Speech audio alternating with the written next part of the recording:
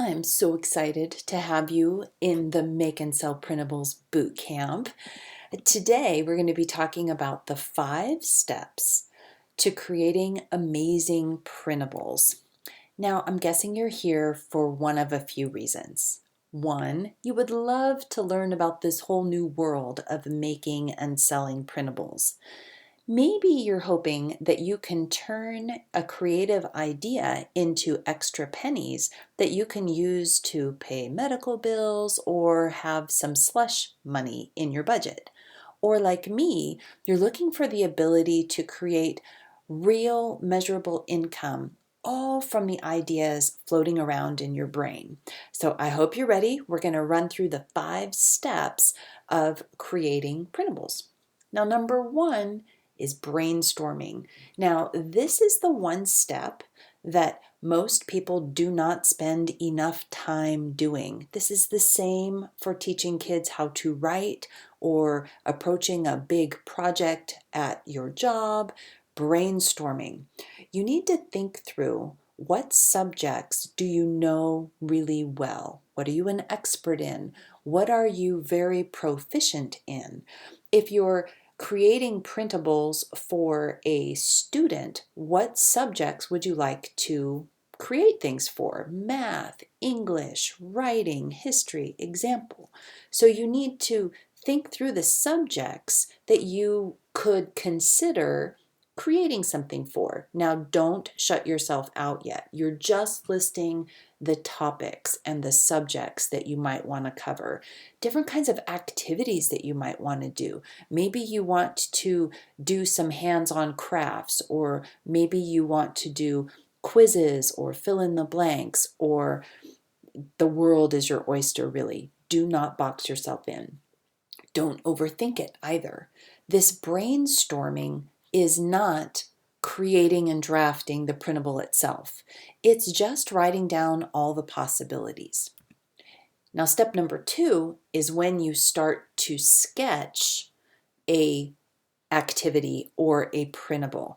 Now, it starts very simply with bullet lists and outlines where you take the topic and you start to break it down into pieces. For instance, if I was going to be making a printable on making pizza, at this stage when I was drafting, I would be breaking it into chunks of making the dough, preparing the sauces, and all the toppings and how you would bake it. So making a pizza would break down into 4 bullet points.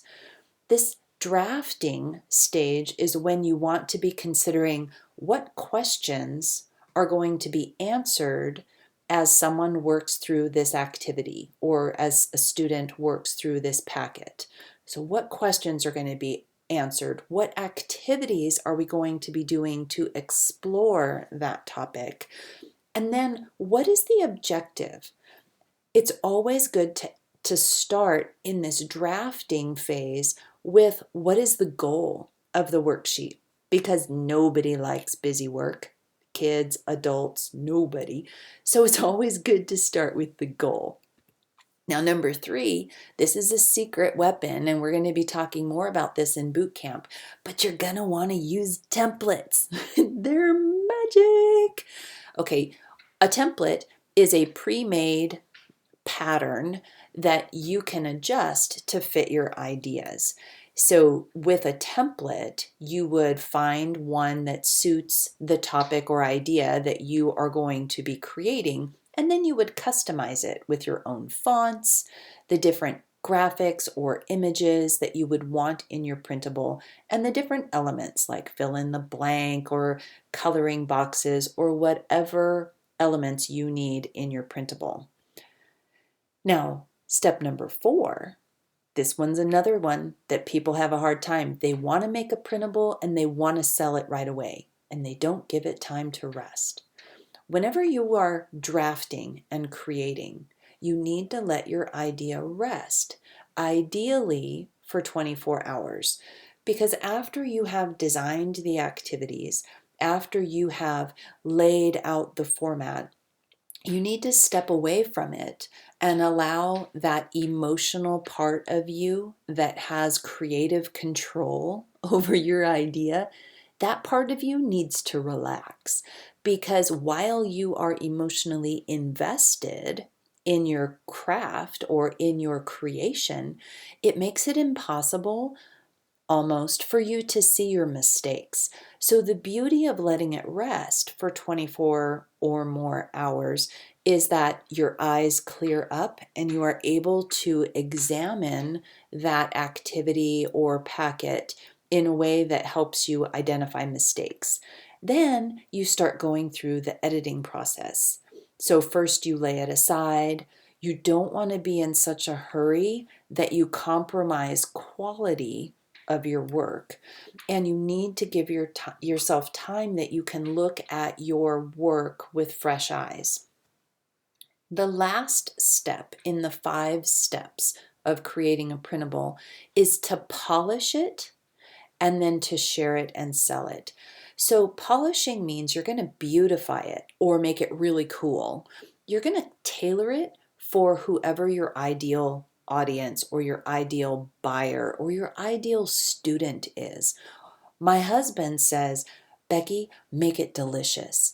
So at this point, you're looking at your creation and you are finding appropriate graphics and clip art or photos that make it visually stimulating, adding text boxes and lines or arrows or any elements that make it irresistible for the person that will be using that product at the end. And then at this stage, while you're polishing up, you're going to be adding the business elements of your packet. Now we're going to cover these later, but there's your cover, that is the beautiful picture or the really great image that catches your buyer's eye. TOU stands for terms of use. You want a page within your printables that will tell people how they're allowed to use your product. You also want to give credit where credit is due. So if you use anybody's ideas or clip art, you want to give credit back, because we don't want to steal anybody's work. So at this point in the polishing, you are tightening up everything and putting a bow on your project. And then the final exciting part is when you get to publish your product and share it and ideally sell it. So here's some helpful tips. Follow the steps to success of creating a printable. Keep an idea notebook that is sectioned by major categories or subjects. Most of my printables fall under the educational category, so my notebooks are divided into subjects like math or history or writing or homeschooling. You want to set aside time to brainstorm new ideas. This is not one of those one and done things. You need to set aside time regularly to brainstorm new ideas. And this is something that is repeatable every month or at least a few times a year. And lastly, you want to allow time for your ideas to marinate. That is super important. Once you come up with an idea, you need time to allow that idea to grow into something that you can create into a printable. So what have you learned today? You've learned that the secret key that most people skip or don't give enough time to is brainstorming. So you need to brainstorm ideas and keep an idea notebook. You want to sketch out the lessons and activities before you design your pages. You want to use templates to make your creations simpler and fast. Fast is awesome. Once you get to use templates to make your creations, you'll see what I mean. It's fantastic. You want to allow your work to rest so that you can edit it with fresh eyes. And you want to polish and publish your work when it's ready. Now, I bet you want to know all the parts and pieces of a successful printable, and I'm excited for that, and that's coming up in video 2. So stay tuned for video 2. It'll be in your inbox in a few days. So thank you for being a part of this part of the boot camp. Go ahead and leave a comment below. What's one thing that you learned from this video? Hey, thanks for spending time with me, and I will see you in your inbox soon.